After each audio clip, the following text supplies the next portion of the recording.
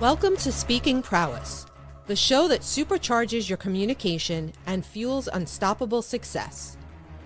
Sifu Rafael, visionary founder and world-renowned master instructor, elevates leaders into unforgettable communicators who command the room and inspire action. Alongside him is Schilling, the authentic connector, a business growth expert with 40 years of experience, empowering audiences to rise higher, succeed faster, and thrive with purpose. Together, they bring you the strategies, insights, and inspiration to amplify your voice, expand your influence, and unlock your true potential. This is Speaking Prowess. Your journey to communication mastery starts now.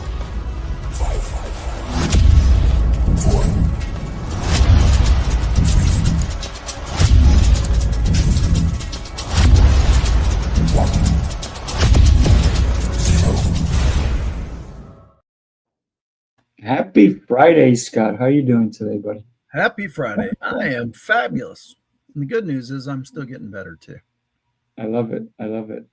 So we have two incredible human beings, and I love the conversation we're going to be having on the power of human connection. Oh, wow. It's so dear to me because every day, that's what drives me. I know it drives you too, because you've connected with so many people along your journey. And let's bring them on. Let's go for it. Let's not wait any longer. Let's make it happen. Good morning to you both. Morning. Good morning. Human connection. Wow. But there's power in that. Talk to us about that. Real connection, not just pitching. Real connection actually is when you actually get to know people. And I have that saying, it's not just know, like, and trust, it's know, like, and believe. And you get to know people, you get to understand about them. And when you get to know people, magic happens, opportunities happen. And like the world becomes your oyster. So not that Jacqueline doesn't know this, and hello and good morning. And the whole idea of morning, isn't morning just an interesting thing? As if morning ends at noon. It's so interesting. Like it's, as if somehow we're not in the morning after noon. So maybe it's always morning. That's number one. But number two, on the back end of what Jacqueline's saying, we don't just get to know people. They get to know us. Mm-hmm. You get to know me. Connection is a two-way street. It's a bilateral thing. It isn't just a matter of keeping your eyes open and learning what they are and hopefully they'll get me. No. It's a matter of really getting that connection is a two-way circuit. It's a requirement that it be a two-way street or it's not a connection. Well, if you think about electricity, if you took a wire and all of a sudden separated two strands of wire, it's not connected. So, the electricity wouldn't flow. So in the world of massive synchronicity, Scott, I feel like I have to build on that as well. So let me just give you a breakdown briefly of what my morning is so this context makes sense. I woke up into cosmic nature this morning at a level that I'm not very used to. And my cats confirmed it. All three of them were in a new level of like awareness as they were zooming around. They were doing stuff that they don't do. So there's like an energy in this home right now. And I woke up to this really amazing conversation with a friend.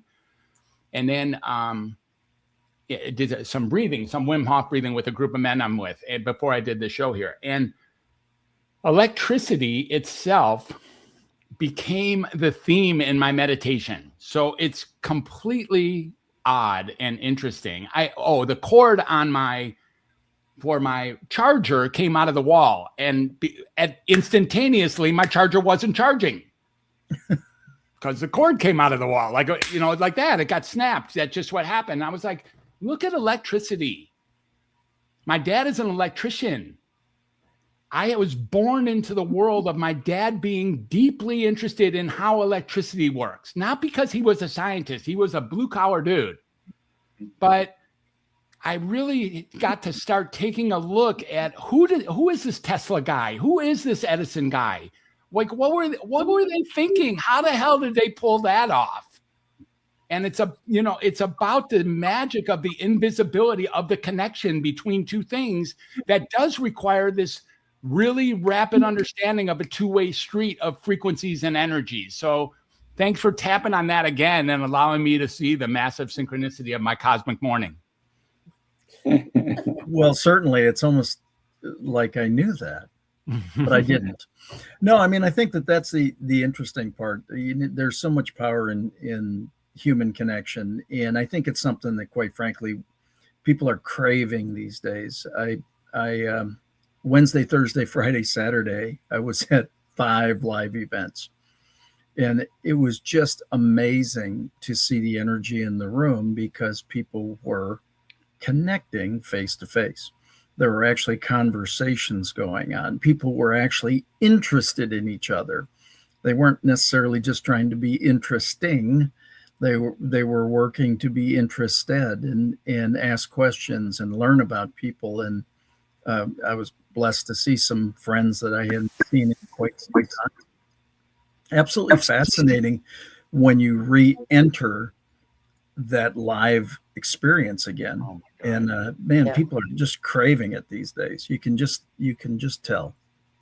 People really are craving the connection. I mean, there's so many people who realized after the pandemic how they missed that human connection. They missed the face-to-face, and it was the realization that powerful, being in the room with somebody in the room. Yes, we love electronics and because we get to do what we're doing right now, but that human touch, the human, like embracing somebody in a hug because you haven't seen them in a while, shaking somebody's hand. I mean, and as Fred and Scott were just saying, the energy, people feed off of each other's good energy. So when you always say to people, before you walk into the room, leave the baggage behind you, walk in with the good stuff, right?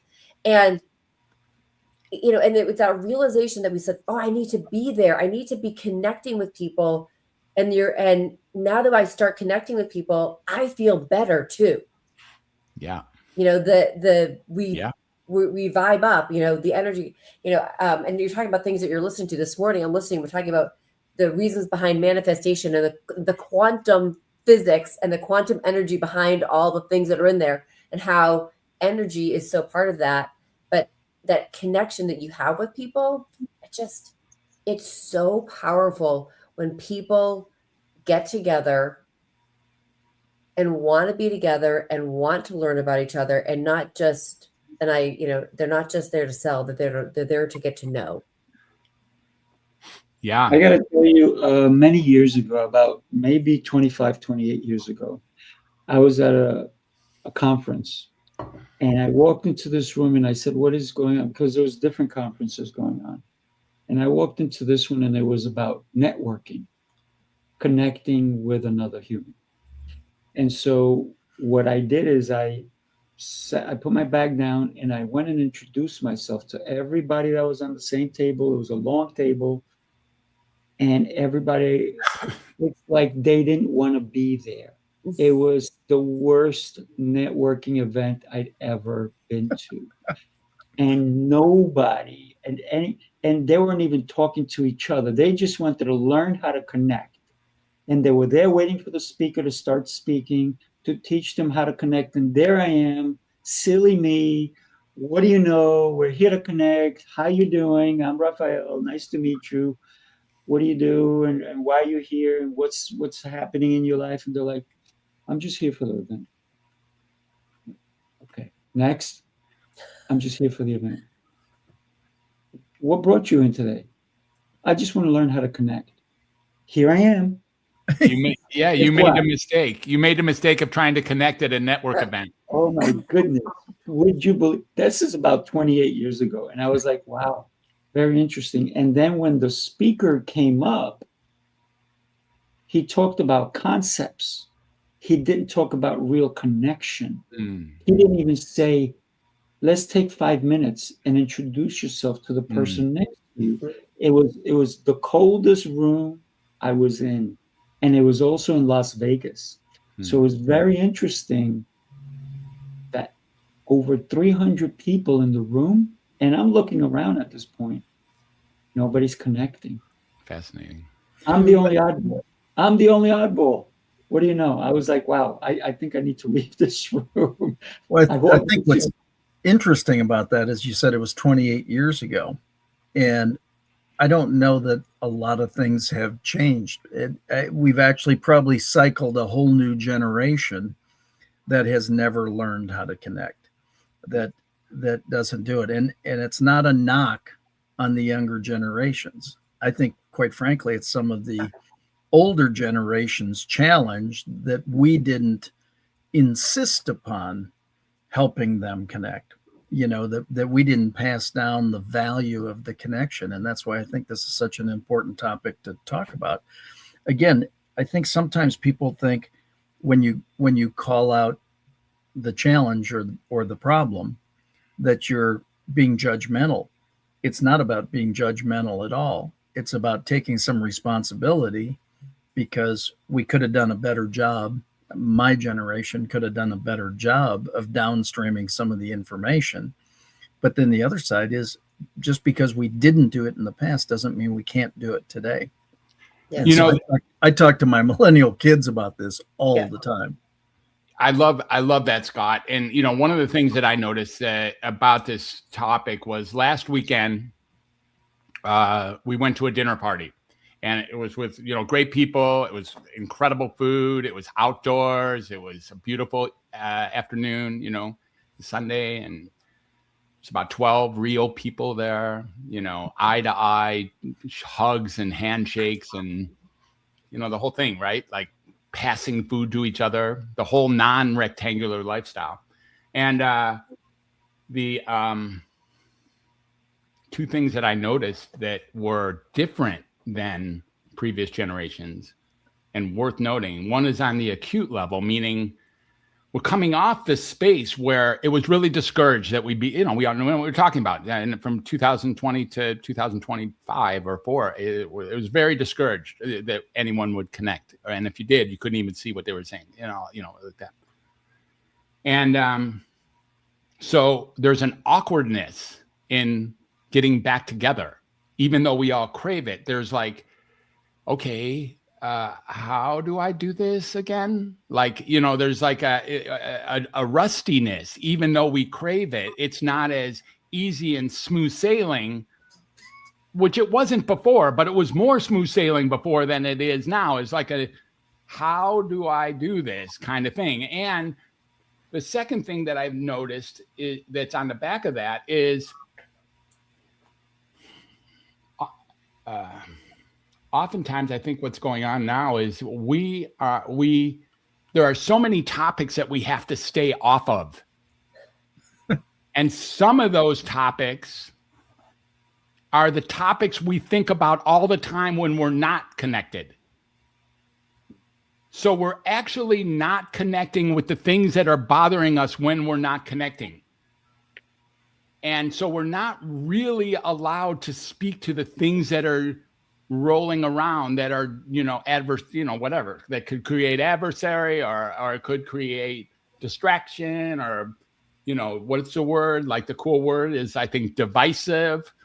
It's like, so we can't talk about that. We can't talk about that. We can't talk about that thing. We don't talk about that. We don't talk about him. We don't talk about her, but we try to connect anyways, even though that shit actually rules our life when we're not connecting. Right. We're on eggshells. Fred, I love that you brought that up. And it's because so many people wonder about like what to connect on, right? Like, what can I bring up?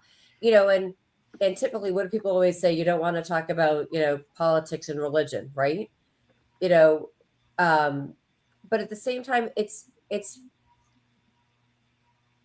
we have to learn again. We have to educate about I think something that's true and what makes things go around is that we have to learn to agree to disagree. You and I can talk about a topic, but we can, and that creates discussion and that creates, debate. you have to agree to be able to disagree. We have to get back to knowing that we are not going to love everything somebody has to say about a topic, but we have to get back to, again, being able to agree to disagree and being okay with it. I don't want to turn you on to my, what I believe, and I don't want you to try to get me to believe what you believe, and vice versa. We just can debate a point, and at some point, there's no right or wrong in the debate. It's just explaining views. And we're so afraid of it. But we have to get back to that, because creating that discussion and being able to share, that actually is what makes things get better. No, right? Even more. None of the zero, like a straight bagel of these problems are going to be solved if we don't do what you said. Right. We have to be able to discuss. One of my platform has been for years to return respect, honor, and dignity to the planet. Respect is how I treat you. Honor is how I lift you up. When we do that well together, we both experience dignity. Right. The reality is, just because we're putting respect, honor, and dignity back in doesn't mean we have to agree with things. And one of my friends a number of years ago, I think, created one of the greatest statements available for freeing people up for human communication and human connection. And that was, learn to be unoffendable. Just stop being offended by everything. My guess is that most people don't intend it to offend anyway. And so the offense is taken in the recipient. It's not necessarily even taken in the communicator, the one that's doing it. And learn to become unoffendable just because somebody says something. If I said, Sifu's got green hair, is he going to start crying because I said he's got green hair? Or is he going to say, hey, I can take that because he knows I have great self-esteem and he's just kidding with me? Or is he going to melt and go, oh my God, he said I have green hair, I must be the dredge of the earth? We've taken this, that's, again, a big part of my platform is helping people message and communicate. Just because we say something doesn't mean it was meant with offense behind it. It's like, become unoffendable and understand it's about lifting people up. And when we stay in that place and are a living example of that consistently, then people can see it and understand there was no malintent behind it. And one, it's again, as you just said, it's like the person, the receiver is like how they take it. It's like an embarrassment, right? Like, you can either be embarrassed or you can have fun with it, but that's the person, that's your mental, like, that's how you're perceiving people to think about something that is happening. And it's your choice to be offended by something or not, but it's a choice. Yep. It's pretty interesting to consider the idea that this is also part of the breathing conversation this morning. So synchronicity again. This idea that there's an intentionality behind some of these things that actually starts a sequence. So we back off to the place where intention, like Scott says, you get that it wasn't intentionally offensive, and therefore it changes its quality. It was, you were offended, and somehow you can diffuse it if you get that the other person had no actual malintent. Right. It's so interesting that changes the exact experience, because we give intention so much credit for what we now can do. And now you're saying another couple things that are intentional. We can choose to be offended. We can choose to be embarrassed. And therefore, we can choose not to be offended or choose not to be embarrassed. And it is at those intersections that life becomes so interesting. Yeah. I want to go ahead, Jacqueline. No, I was just going to say, it's one of those things that I feel that Scott, you were talking about, like, what we teach our youth. Like, right before the show, we were talking about my son. I've got 2 kids. He's heading off to college, and literally it's like one of those things that I feel that we try to teach here in our house is how do you react to somebody interaction with you, and you can take it and be annoyed by it, or you can say, you're like, oh, well, that's how they do. I'm just going to try to make it better. Right. But we try to teach it. So as we see some of that frustration, like it's a choice. You can be frustrated with it, or you can try to figure out a way to fix it, or you can just brush it off and just be like, all right, that's how it is. I wanted to talk about what Scott said also about it's our responsibility to teach the youth how to connect, right? Mhm. The youth. Sorry. Cousin Vinny. Yeah, my cousin Vinny. Anybody says you, I'm like, do you? So one of the things that we do, because I teach children as well, and they have to get their card. So they come into the front desk, they have to learn how to say hello to somebody. And they have to say, they don't just, and usually when they come in, hi, can I have my card? I'm like, nope. They're like, what do I need to say? I said, let's start with, how are you? And then they'll say, how are you? Can I have my card? I said, no. You did not wait for my response. And they're like, oh. Now, what a hassle. We're continually teaching the Come on, concept Sifu, give it to me. listening. Is not just me, because sometimes it's someone else at the front desk. And it's about listening to what the other person said, because a lot of times when somebody says, how are you? And maybe you say, I'm not doing well. I got sciatica. My left foot hurts. My elbows pain. And then you're like, oh, great. Thank you so much. And then move on. But we're not actively listening. So one of the things I'm teaching the youths is to listen, right? Because listening is a skill that has to be developed, especially with children, because they want to be heard, but they don't want to hear. And so the other thing that a lot of times I'll see kids doing things, and I'll go, excuse me, Tommy, what's her name? I don't know. I'm like, well, go find out. And then I'll say, do you know Tommy's name? And she'll go, you just said it. I'm like, yeah, but do you know his name? Yeah, I know his name. I'll say, what's his favorite color? What grade is he in? And so all of a sudden, they're like, I say, guys, break up right now, go into groups. I want everybody to come back and report to me what everybody's favorite color is. And now they're doing what? Connecting. Because now they're going to remember somebody's name because they remember John likes orange. Timmy likes purple. Mary likes yellow. And all of a sudden, they're now connecting because the next time they see them and they're like, oh, you're wearing your favorite color. Right. Oh, cool.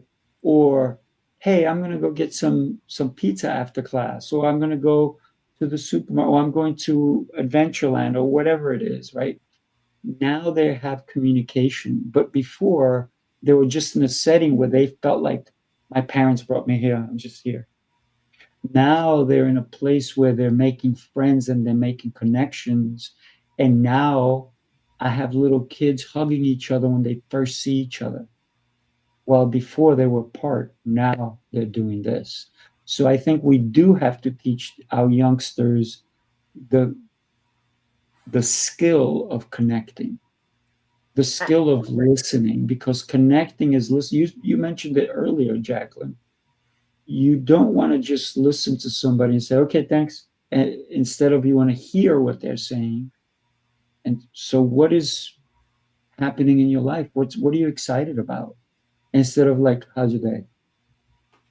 Or asking the question, what do you do for a living? Like, that's like, I live. Don't, it's getting people to understand. I live for a living. Yeah. I live, right. Yeah. But I put people in the face when they ask me that question. But Sifu, what you just said, I think you're talking about, like asking people like the colors, and I'm this vision is in my head about being back at overnight camp. Which, by the way, I still think if you don't send your kids to overnight camp, do me a favor, send your kids to overnight camp. They will grow, they will learn, and they will grow. I would go for a month, or actually, I would go for 2 months. That's a whole other story. Me too. You'd sit around the room, and outside. And everybody would say their name, and they would say their favorite color, and then they would say like their favorite food or something like that. And then then you have to get people to repeat the whole thing back. And it was such a great lesson in number one, getting to know people, B, understanding how to remember that association with something is such a great way to remember somebody's name. Oh, Sifu Red karate, right? Or something, whatever it is, like whatever those things are, you remember because it's how you also get to associate. And I think we forget that too. We forget that when we meet somebody, those things like saying our names 3 times or saying their name 3 times so that you can put it to memory. And you act like when you get to say it, you actually have to actively listen to their name to remember it, to say it back. How do you spell your name? Is it with a Q? Oh my God. Dare you call me Jackie, by the way, please do me a favor. If somebody introduces themselves, listen, people, we're talking about connecting. The best thing you can do is say somebody's name. Do not shorten it for them. I don't care whether you want to shorten it. If I introduce myself as Jacqueline, I'm Jacqueline, right? Or Edward. Hey, Ed, how you doing? Oh, Edward, right? Like, it's not like Scott's going to introduce himself. He's like, hi. And I would say, so Scotty, did he say Scotty? Or Freddie? No. I'm like, sorry. That's a little bit of a pet peeve if you can't tell. Noticed. Yeah. Duly noted. Well, I mean, I think a big part of it is, again, that becomes the respect, honor, and dignity part, right? It truly is. When you ask somebody their name, work to hear it and then utilize it. And we all have this opportunity to remember so much information, quite frankly. The question is, have you turned on your memory? And people say, well, I'm terrible with names. Do you know your own name? Well, yeah.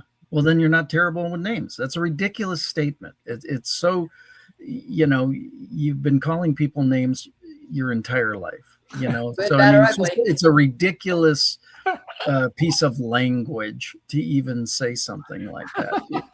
If you can remember whatever you choose to remember, quite frankly. But that's the point, is a big part of connection in communication is simply remembering the last conversation or a piece of information or something that honors the other person. And when you can do that, it's absolutely amazing how connected you can be. Quite frankly, you don't have to try that hard because most people aren't very good at it. They choose not to be good at it. So if you are good at it, it differentiates you dramatically from the rest of the crowd. And it's like, oh, you're so caring. Yeah, I care about your name. I care about, things that you say. I want to hear what you want to do. One of my favorite questions to start a conversation is pretty simple. Hey, what's new and exciting in your world? Is just put them on a path of something new and something exciting. And it's amazing. Most people have that going on. I think that this idea of caring as if, okay, this one I'm going to try to remember. No, I'm not going to try to remember anything. I don't know how to try to remember. That doesn't work, actually. I want to remember this for the rest of my life. Yeah, good. But you're not going to if you don't do anything about like somehow creating an exercise that creates it, which really undoes the sequence of what we hear when someone doesn't remember. See, we hear when someone doesn't remember that they didn't care about what it is that they don't remember. We actually make that equation that the reason they don't remember is they don't care. It's actually not true. They might have really deeply cared. They just didn't put in place that which was necessary in order to remember it. And it's two different things. Just because I care about Scott, which I actually really do, doesn't mean that I'm going to recall everything he says or where he stands on a particular issue. And if I forget, or if I never actually had it in my long-term memory anyways, I risk the possibility that Scott thinks that I don't care, even though my caring was never on the line. The only thing that was on the line is I didn't put in place the sequence to remember that which I'm supposed to care about. But here's the thing: you also need to admit that, right? Like you can say to somebody, like, I know we had this conversation. Jog my memory. But so many people don't do that one thing. They won't. They'll see somebody. I'm like, oh my god, I know that person. I can't remember their name. So, I say it. I remember meeting you. I'm having a memory issue. I'm having have a brain fart, whatever it is that you have. Like, I remember the conversation, but for some reason I just can't remember the name. So, and it happens, but then say it, like reintroduce yourself. Like, can you remind me of your name? It's just important to me to know your name. I don't know. Just some people don't say anything. Well, I think that's a much more positive approach to it. It's, hey, refresh my memory, or what was your name again? I want to make sure that I honor you. I mean, there are things that you can say as opposed to, oh, I just don't remember it, which might actually be the case, but there are different ways of saying it that are more honoring in the entire process. Again, connection is an amazing thing.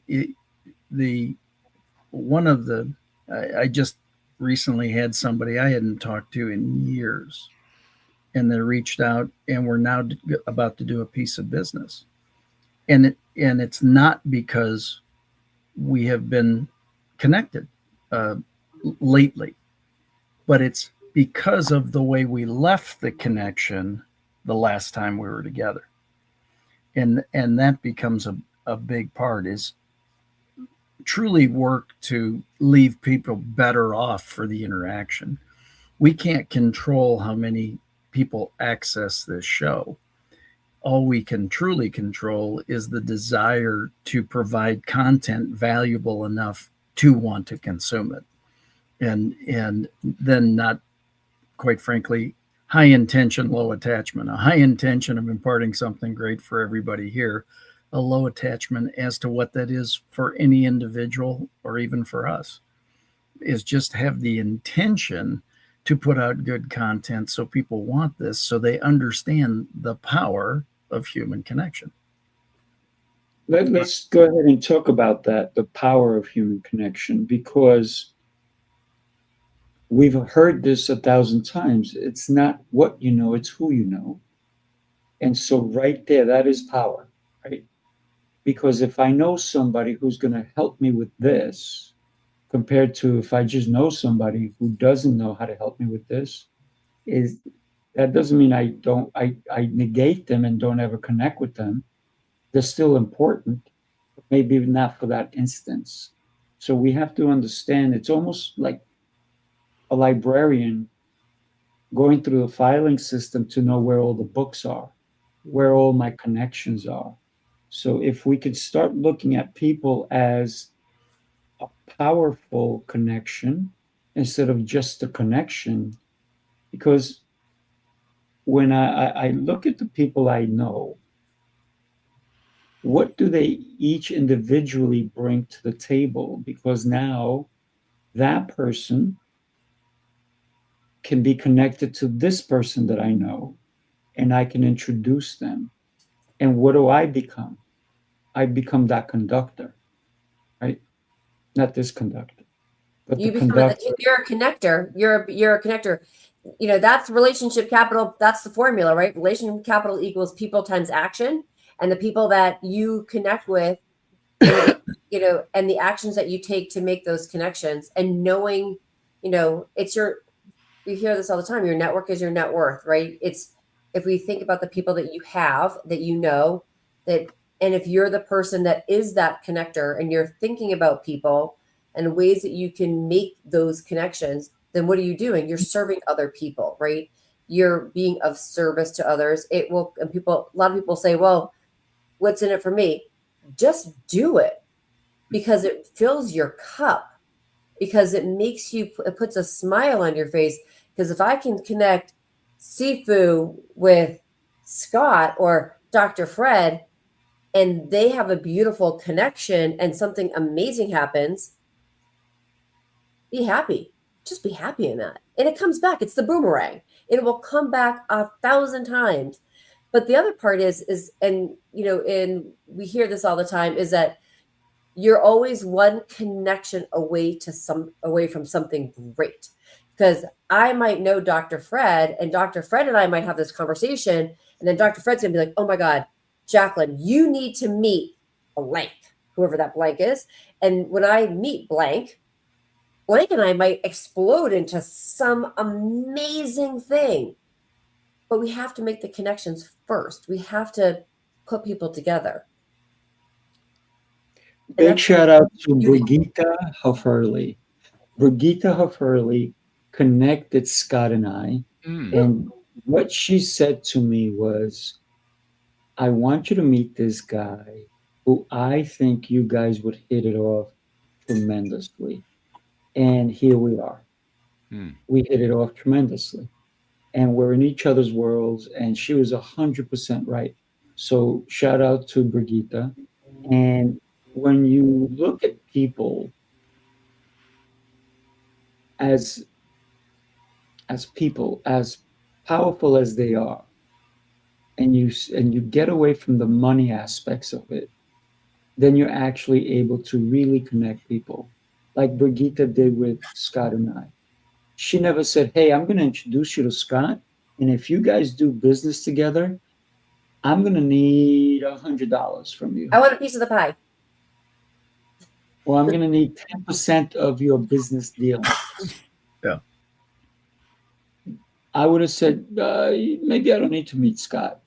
Or maybe I do need to meet Scott, because we're going to create $100 million empire and it's worth it. But we don't have that foresight of what was going to happen between Scott and I.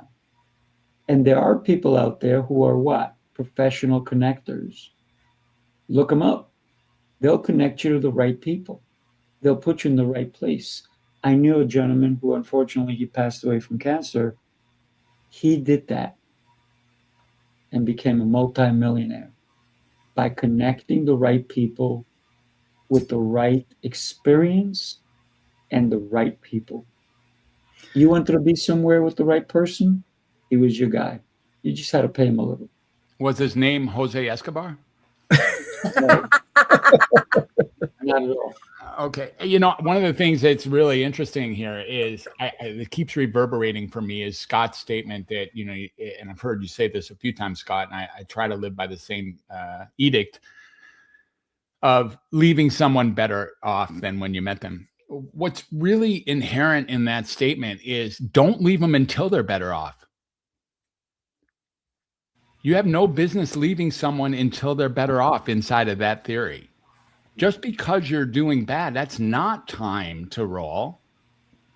You can leave that person better off as long as you stay in the game. You don't stop a relationship until you choose to. And, there's something, and then back to the intention here, there's something about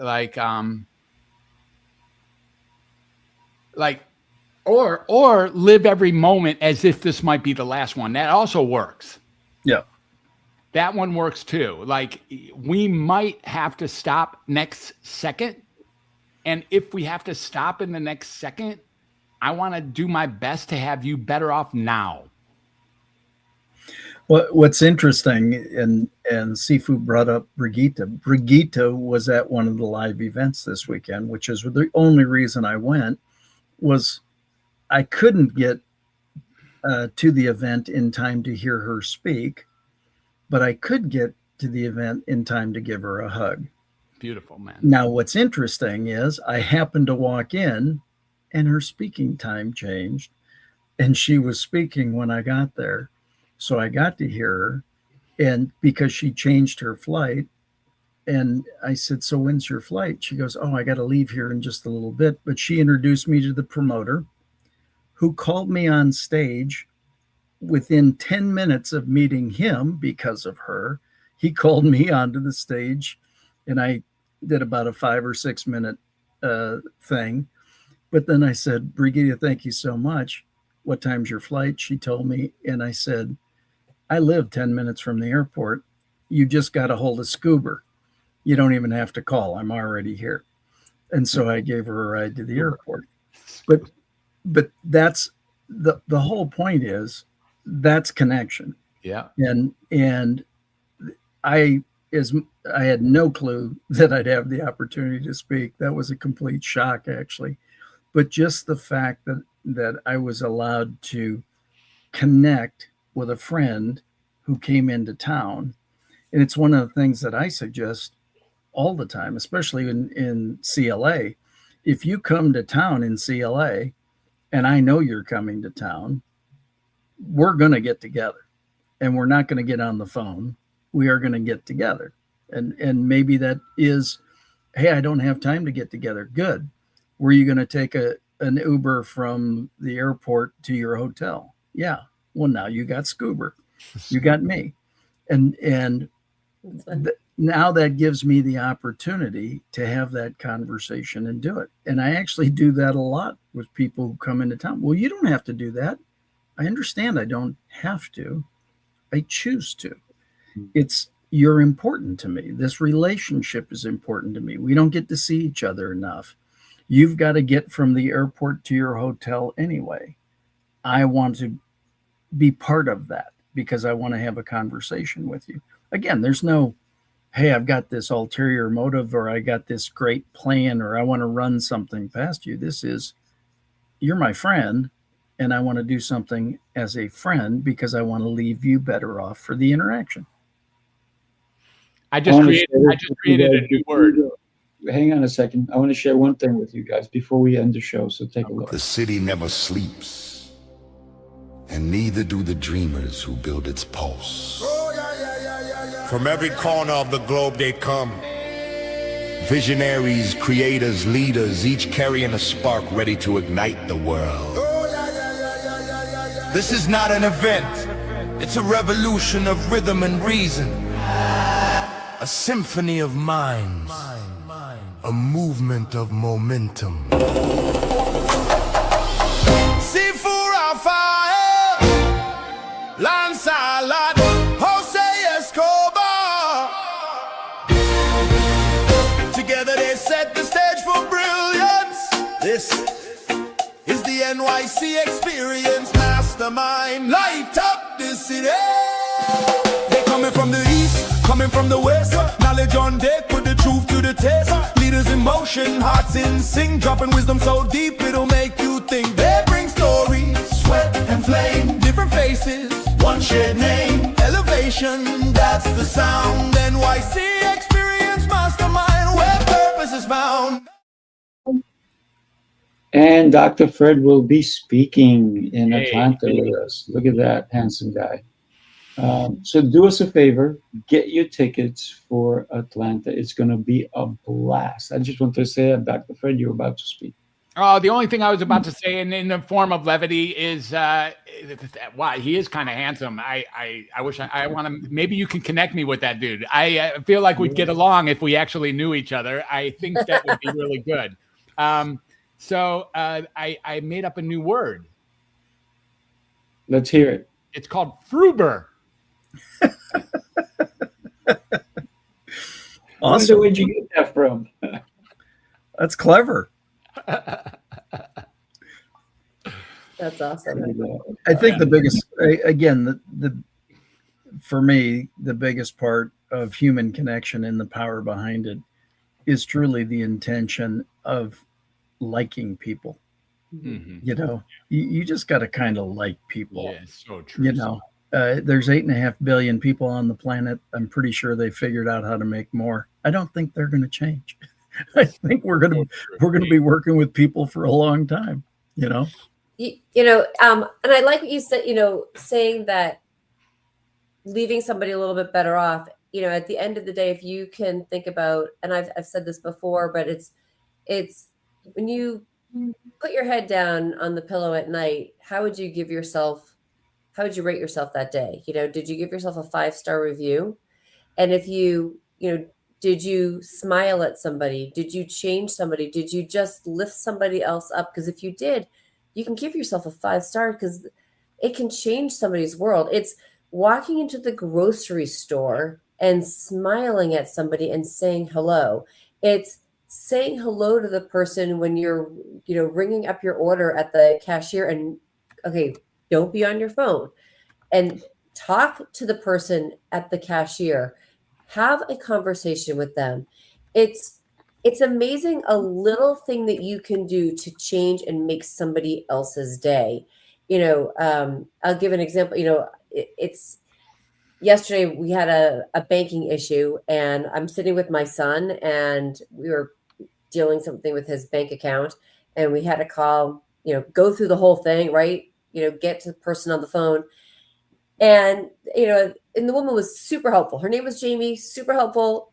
Don't know what her last name is, but so great. And at the end, she's like, so, you know, anything else I can help you with? And we ended up joking. I was kidding around. I'm like, yeah, sure. I'd like to know how you can deposit $1 million in my bank account. You know, I mean, just, it was funny. We were just all joking. And she's like, this has been so great. Thank you so much for making me laugh.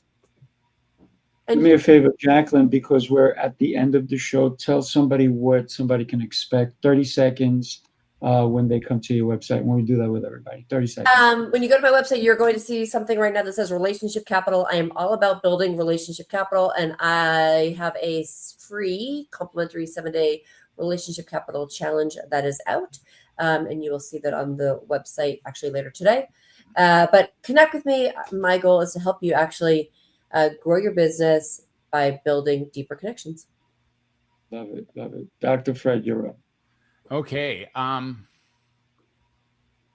So I think that what you see is what the website is called, is like, Who is Dr. Fred? And so Who is Dr. Fred is you get a little taste of what people, not me.